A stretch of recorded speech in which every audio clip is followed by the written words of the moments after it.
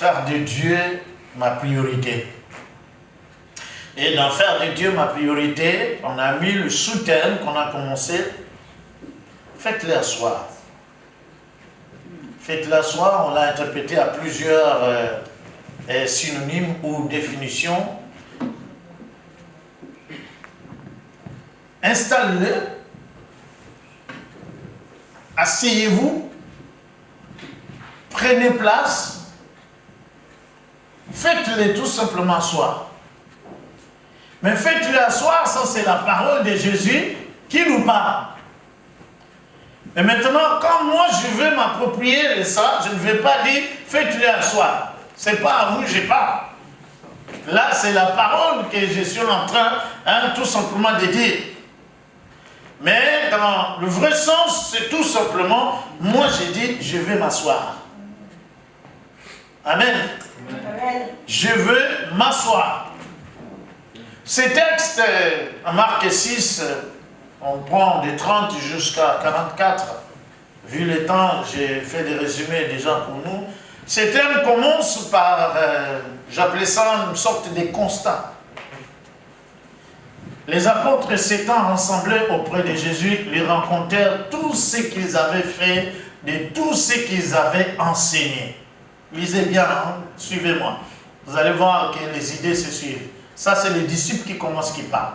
Jésus leur dit, venez à l'écart dans un lieu désert et reposez-vous un peu, car il y avait beaucoup dans l'an et des venants. Et ils n'avaient même pas le temps de manger. Les constats déjà. Et même ils étaient déjà fatigués, ils avaient beaucoup prêché. Maintenant, ils partirent donc dans une barque pour aller à l'écart dans un lieu désert. Dans un lieu désert. Maintenant, beaucoup de gens les virent, s'en alla et les reconnurent, et de toutes les villes en encourut à pied. Je ne vois pas de l'autre côté. Ah oui, oui, à pied, et en les dévançant au lieu où ils se rendaient. Les peuples savaient déjà où ils allaient. Et les peuples les ont précédés. La semaine dernière, on a lu la partie des gens. Aujourd'hui, permettez-moi de lire aussi l'interprétation de Marc. L'évangéliste Marc qui nous parle maintenant. Quand il sortit de la barque, Jésus vit une grande foule. Constant. C'est Jésus qui voit la grande foule. Ce n'est pas. La foule est allée là-bas pour l'attendre. Mais Jésus vit une grande foule. Et fit émis de compassion, bien-aimé. Émis de compassion. Ce mot-là, retenez bien. Émis de compassion pour eux. Et ils n'ont pas dit à Jésus, nous avons mal, nous avons... Non, c'est Jésus qui a ressenti cela en eux. C'est pour dire que non, même ton problème là, Jésus le connaît. C'est Jésus qui a eu compassion avant même qu'ils ouvrent la bouche pour parler. Parce qu'ils étaient comme des brebis. Waouh! Ce matin, je voudrais dire à quelqu'un, sois comme les brebis. Sois comme un brebis.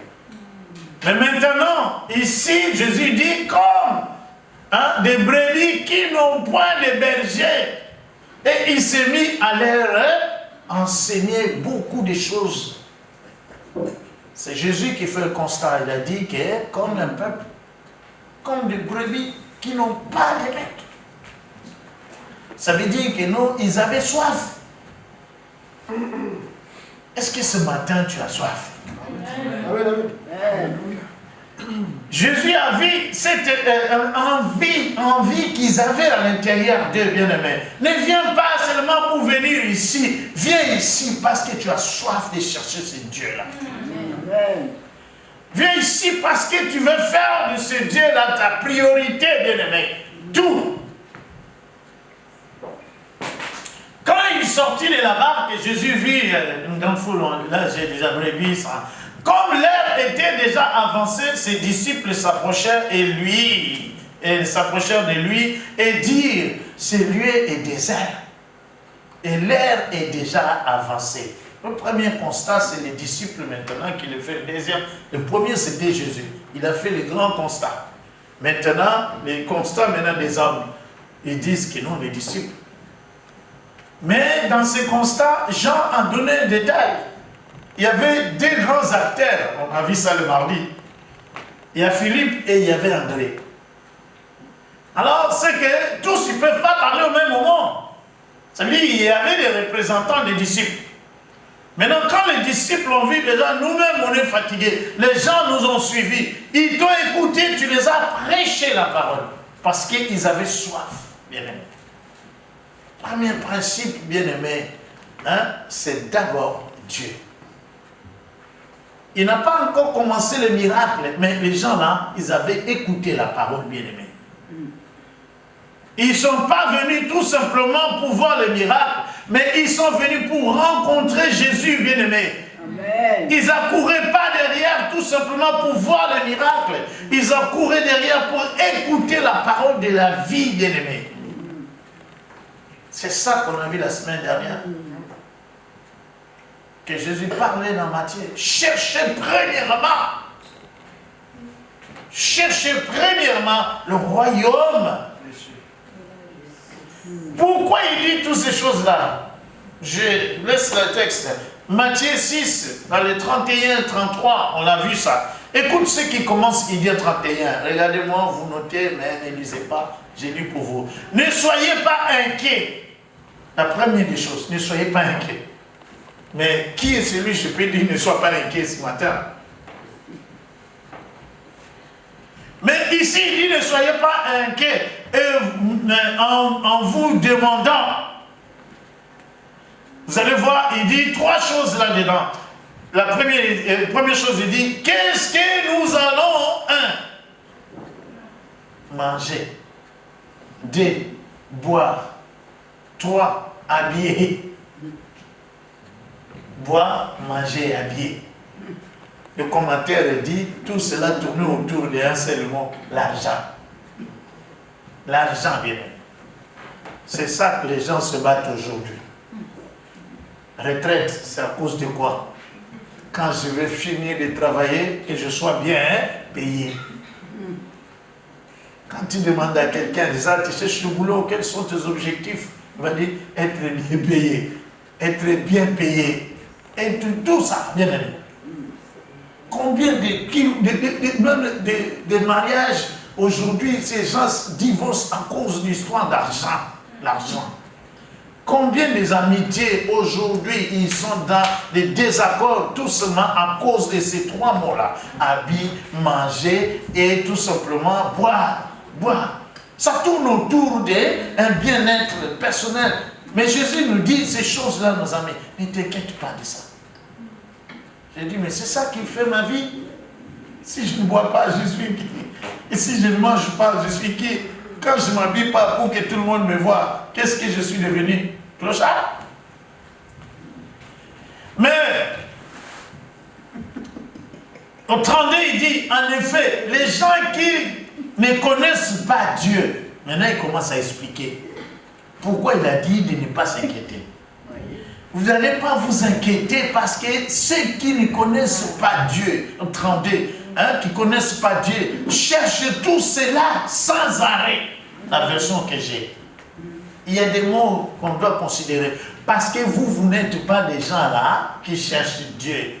Vous avez trouvé Dieu parce que Dieu nous a trouvés.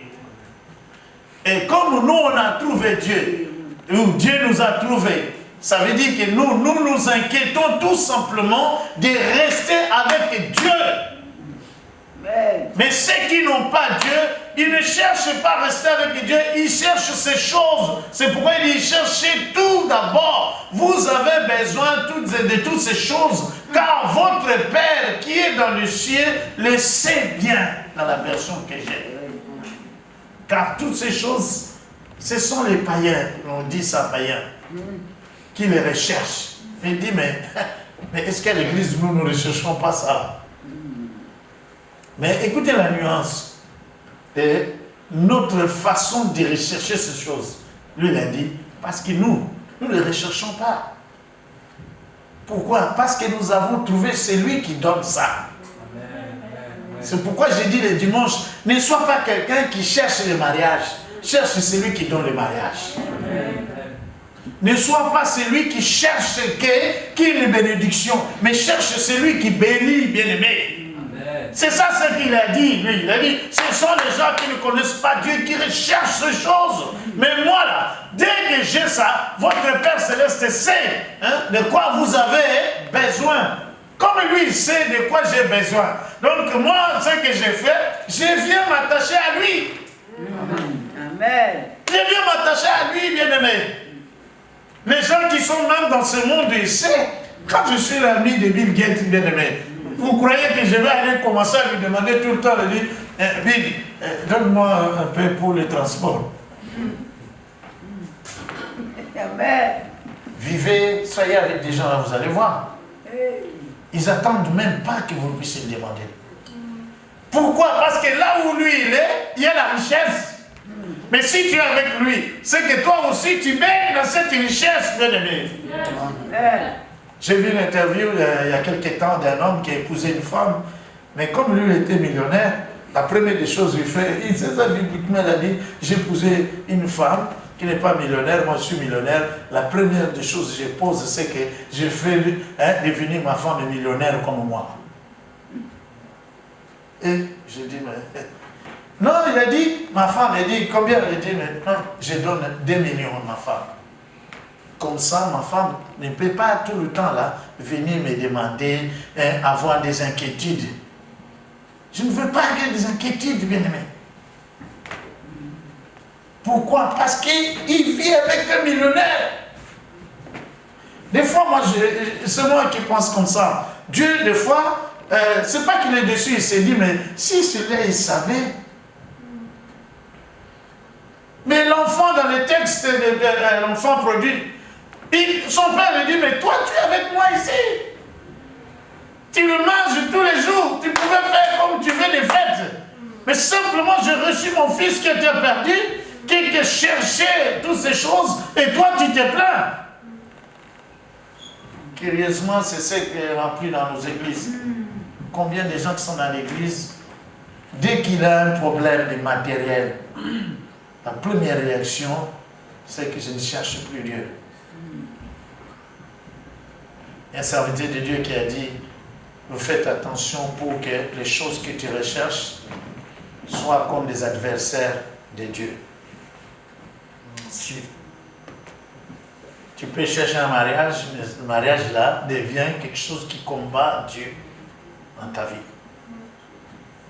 Amen. Amen. Alors, votre silence, c'est pas son inquiète. Non. Maintenant, Dieu nous exhorte et dit, cherchez d'abord le royaume de Dieu. Notre version parle du règne de Dieu. C'est que Dieu, la justice. J'ai beaucoup aimé une des versions que je lui ai dit. Ce que Dieu demande, c'est ça la justice. Il dit, qu'est-ce qui est la volonté de Dieu? Il dit, Dieu fonctionne avec sa justice. Toi, tu veux que Dieu puisse faire ce que toi tu veux. Mais Dieu te dit, fais ce que moi je te demande. Il y a guerre maintenant. Il y a guerre. Dieu dit, c'est ça ce que tu dois faire d'abord. Ce que moi je te demande de faire. Mais nous, mais comme Saül l'a dit, il faut attendre. Saül attend. Saül a dit, c'est pas vrai. On est déjà envahi. Un homme de Dieu a dit une phrase, il a dit, Dieu peut agir même dans moins zéro. Patrick, dans moins zéro. Mais toi, tu étais... Très souvent, on dit, mais pour ça, je ne pense pas que Dieu va encore intervenir. Je lisais l'histoire de Joseph, mais je me dis, mais cet homme, soit il était tellement dans la présence de Dieu, mais soit il était fou,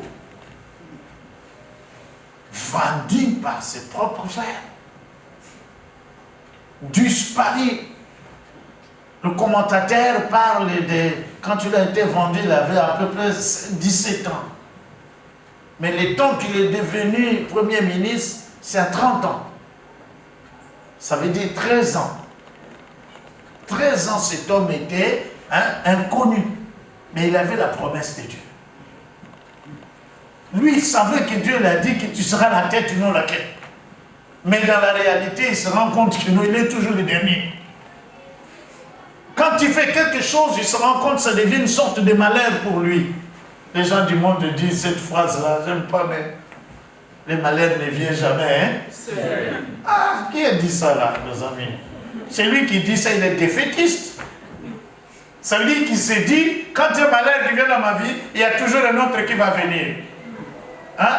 Quel est le jour où il va tout simplement dire que non, il y avait un malheur qui est venu dans ma vie, mais il y a un bonheur qui a suivi. Moi, je voudrais tout simplement dire, il y a toujours un bonheur qui suit un malheur. Oh, Amen. Changez la phrase. Il y a toujours un bonheur qui suit un malheur. Ça veut dire que si ça n'a pas marché hier, je peux te rassurer, demain ça va marcher. Amen.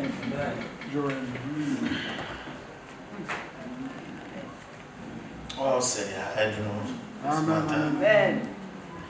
Ils ont fait un diagnostic. Le diagnostic donne tout simplement un seul mot, c'est que on était dans cette forme d'insuffisance. C'est ça le mot. Philippe le premier dit, Seigneur, on ne peut pas. Il faut qu'on les renvoie pour qu'ils aillent acheter quelque chose à manger dans les villages qui sont aux alentours. Parce que nous, là, on ne peut pas les prendre en charge. Ça veut dire qu'en tant qu'homme, on est limité, bien aimé. C'est pour cela que la Bible dit, maudit soit celui qui met sa confiance en rien. Je peux vous rassurer, bien aimé. L'homme te décevra toujours. Je peux vous rassurer. Et ils étaient dans la limite. Ils ont dit, non Seigneur, on ne peut pas.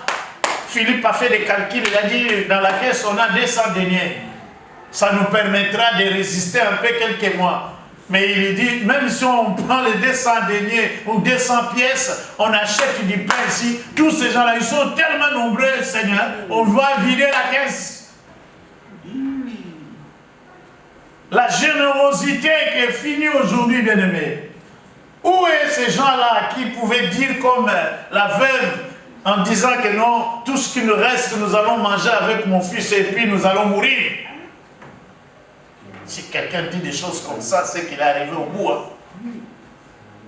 Mais le prophète il dit tout simplement, donne-moi, rends cela au service. Rends cela au service de Dieu. Tu verras. Amen. André aussi est venu. André, on a compris qu'André, c'est... Hein, il est un peu manager et tout. Et Jean nous a dit que non, c'est Jésus qui pose la question. Il a dit, si Philippe il dit que non à la caisse, et ce qu'on a, on ne peut pas. André, est-ce qu'il n'y a pas moyen de voir parmi tous ces gens-là, ici, qu'est-ce qu'il y a à manger? Mais le problème, c'est qu'ils ne comprenaient pas. Jean les dit que Jésus est en train de le faire pour les éprouver, bien-aimés. Des fois, Dieu veut t'éprouver dans un manque. Pour voir quel sera tes langages à toi, là, bien-aimé. Vous savez, quelqu'un qui a une vision a une façon de parler aussi. Quelqu'un qui marche avec Christ a aussi une façon de parler. Toi, là, tu es tout le temps, comment ça va? Oh, on fait aller. Comment ça va? Oh, au rythme du pays. Comment ça va? Oh, non, mais ça ne va pas. Ça dit non, ce sont des langages d'habitude. Mon frère, les habitudes, là, hein, ça va te rendre habitué de ça. Non, ça va? Oui, bien-aimé, ça va. Il dit non, il ne faut pas faire semblant. Moi, je ne fais pas semblant. Quand ça ne va pas, j'ai dit ça ne va pas. Si vous utilisez comme ça, vous n'êtes pas dans la Bible, bien aimé. Je peux te rassurer. La Bible dit ceci, écoutez-moi. Quand tu pries, tu n'as pas encore vu. Commence à croire. C'est quand tu vas croire que tu le verras s'accomplir. C'est la parole de Dieu, bien-aimé. La Bible ne nous dit pas que quand je prie et je vois que ça ne va pas, je vais dire non, mais moi je vais dire la vérité. Je suis toujours malade, je ne suis pas guéri, je ne peux pas dire que je suis guéri. Et si tu dis ça, il n'y a pas de concordance avec les résultats de la prière. Dans la prière, je crois, bien-aimé. Je fais une prière, je commence à croire que non, cela va s'accomplir. Et je verrai cela s'accomplir, bien-aimé. Je vais conclure dans les 5 minutes là. C'est que Philippe et André ont montré à Jésus qu'on ne peut rien faire. C'est que quand ils disent que nous, on ne peut rien faire, c'est à ce moment-là que Jésus leur a dit, je veux maintenant m'en occuper maintenant. Mais pour que je m'en occupe, il faut que vous puissiez faire quelque chose. Il faut faire quelque chose. La chose qu'il faut faire, il dit, faites-les tous asseoir. Asseoir. Mais le problème, c'est qu'ils sont 5000. Jésus, quel travail. Ils sont 5000 à faire asseoir, bien-aimés. Tous, ils devaient s'asseoir. Ça, ce n'était pas une exhortation, c'était un ordre, bien-aimés. Il est dit, faites-le asseoir. Si vous lisez, vous verrez à la conclusion, je vais montrer ces détails. Ils ont dit, tous ceux qui ont mangé étaient à 5000. Ça veut dire que tous devaient s'asseoir pour manger, bien-aimé. Tu n'es pas assis, tu ne mangeras pas. C'est Dieu qui donne l'ordre, bien-aimé. Le problème avec nous, chrétiens, aujourd'hui, nous, on a façonné notre Dieu à nous. Oui. Mais moi, des fois, ça m'arrive, je dis, ben, il y a trop de carences, trop. Je commence à trouver des solutions à la place de Dieu. Les gens ont façonné parce qu'ils ont confondu entre l'église locale et Dieu. Entre ma communion avec Dieu et ma relation avec un frère. Dès que je suis en conflit avec un frère et une sœur, c'est comme si c'est fini pour moi. J'étais avec quelqu'un qui me dit, non, pasteur, moi je ne vais plus venir à l'église. Pourquoi? Oh non, cette sœur-là, le frère-là, franchement, ce qu'il m'a fait là, moi je ne supporte pas ça, et tu allais dire ça. Oh, bien aimé, il faut arrêter ce genre de choses. Ça existe, mais c'est des choses des enfants. Hein. Paul disait, qui me séparera de l'amour de qui? Et puis il commence à dire, est-ce que c'est la fin? C'est la disette.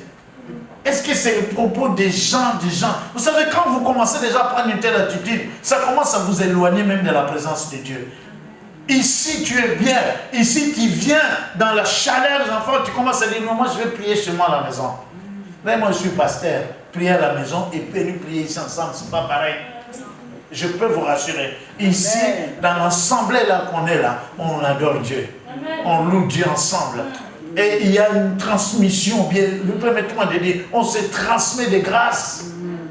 Je ne peux pas le faire à la maison. Toi, tu veux des cultes sur Internet. C'est un culte, ça me fortifie, mais ce n'est pas l'ensemble comme Dieu l'a dit. Bon, je ferme la parenthèse parce que ça, là, ça toujours des discussions. Jésus, il a dit, donnez-leur vous-même à manger. Ils ont dit non, on ne peut pas. On ne peut pas. Et Jésus prend le dessus. Il dit tout simplement, faites-les asseoir, bien aimé. Je suis tout simplement amené à m'arrêter là, en disant tout simplement les mots, cette année, essaye tout simplement de faire des efforts, d'asseoir dans la présence de Dieu. Asseyons-nous dans la présence de Dieu. Contemplez Dieu, bien-aimé. Je peux vous rassurer, ça va nous aider à ne pas tourner derrière que de chercher à les avoir. Mais tant qu'on restera dans la présence de Dieu, Dieu nous donnera tout ce que nous aurons besoin. Je peux vous rassurer. Je le dis parce que je le sens au fond de mon cœur et que c'est une parole que Dieu a déposée dans mon cœur. Dieu dit, cherchez d'abord moi. Moi, je te donnerai ce que toi, tu as besoin. Ça ne veut pas dire est-ce qu'on ne peut pas prier, est-ce qu'on ne peut pas demander à Dieu, c'est pas ça, bien-aimé. Reste dans la parole de Dieu. Fréquente une église. Viens, bien-aimé, viens. S'il y a quelque chose qui ne va pas, dis-le, on va prier. On va prier et on va voir la main de Dieu, bien-aimé. Oui, cette année, moi je l'ai dit, Seigneur, je ne vais pas, je vais être comme Samuel. Samuel, de tout ce qu'il a dit, il a prophétisé. En aucun, mais ce n'est pas fait. Tout s'est fait, bien-aimé. Parce qu'il était appelé tout simplement à faire ça. Moi, je dis, Seigneur, s'il te plaît, je voudrais être quelqu'un qui peut encourager l'autre. Je voudrais être quelqu'un qui va dire un mot. Et Seigneur, que ta parole puisse s'accomplir dans nos vies. Est-ce qu'on peut se mettre debout, bien-aimé? Commence à remercier Dieu au moment où tu te mets debout. Dis merci au Seigneur. Dis merci à Dieu. Dis merci à Dieu. Je ne sais pas qu'est-ce que le Saint-Esprit a déposé dans ton cœur ce matin. Dis merci à Dieu. Dis merci au Seigneur. Seigneur, tu es merveilleux pour moi, Seigneur. Cette parole, elle est pour moi, Seigneur. Cette parole n'est pas sortie que pour mon frère, mais cette parole est venue pour moi, oh Dieu. Seigneur, je me soumets à ta parole, oh Dieu, Seigneur. Aide-moi à m'asseoir. Aide-moi, Seigneur, à m'asseoir à côté de toi, Seigneur. Jésus, Seigneur, j'ai besoin, Seigneur, d'être formé. J'ai besoin de t'écouter. J'ai besoin d'expérimenter des grâces avec toi, oh Dieu, Seigneur, s'il te plaît. Je ne voudrais pas qu'il y ait une distraction dans ma relation avec toi, oh Dieu, Seigneur. Je voudrais, Seigneur, aiguiser mes oreilles, oh Dieu, entendre ta voix, Seigneur, s'il te plaît, oh Dieu. Seigneur, je voudrais focaliser mes yeux, mais tout ce que je ferai vers toi, Seigneur, tu sois la priorité de ma vie, Seigneur. Quel que soit le problème que je veux rencontrer, mais je voudrais rester à tes pieds, oh Dieu, Seigneur. Merci, mon frère. Seigneur, merci. Merci pour cette parole. Fais-nous du bien à travers elle, oh Dieu, Seigneur. Que cette parole nous accompagne cette semaine, oh Dieu. Que cette parole nous accompagne cette semaine. Je sais qu'il y aura des défis cette semaine, mais à cause de la parole de Dieu, tu donneras la victoire à une personne. Même s'il y aura quelque chose qui va manquer dans ta vie, laisse-moi dire à une personne, c'est que Dieu t'apportera la grâce d'expérimenter la communion avec Dieu.